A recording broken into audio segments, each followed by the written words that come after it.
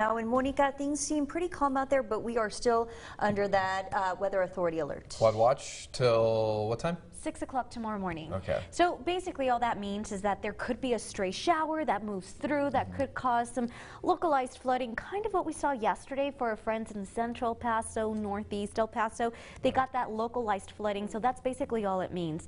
But very, very lonely on our radar map right now. Check it out. We're really not seeing too much going on outside. This is a live picture of our mountain camera where you can see, if you can notice quite closely, you'll notice a cloud cover over our sky, and there's a lot that has been going on. So for the first part, I'm pretty sure everyone noticed how cool it was today. It was a very cool afternoon.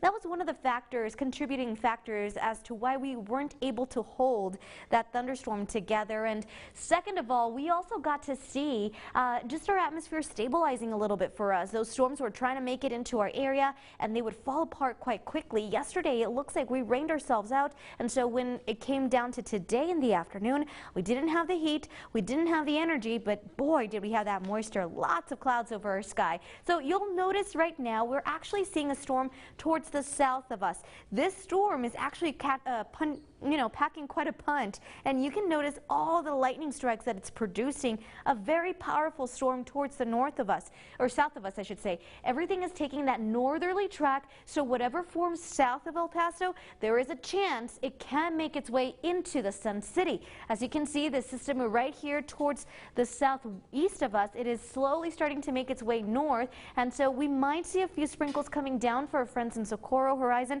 I know you guys got hit last night, but it looks like we could see potentially a little bit more tonight. We zoom in a little bit closer, and you're going to notice that we may see a few drops coming down.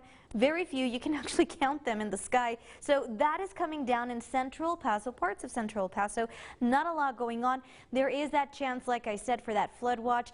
We are keeping it until 6 o'clock tomorrow morning, so there is that chance that we could see some rain from now until then. And this flood watch goes for Las Cruces, Deming, Silver City, Truth or Consequences. It is expected for the most part to expire around 6 o'clock tomorrow morning. At that point, we expect to completely dry out before the next wave moves in. But I do want to give you a quick little lesson here. I know you're going to be seeing this throughout the season, and I'll mention it again as we get closer to it, but a flood advisory, which we've seen throughout the day today and yesterday, means, hey, there's a little bit of flooding, just be careful. Nothing major for you to do, just turn around, don't drown is one of the biggest ones. And then a flood warning means seek higher ground. If you hear a flood warning is in your area, stop what you're doing and seek higher ground, as that could potentially be damaging to life and property. So we're looking at 90 degrees tomorrow in your 9-day forecast. A beautiful day overall. 93 Thursday, 94 Friday, and then starting Sunday we'll reintroduce those rain chances with a much better chance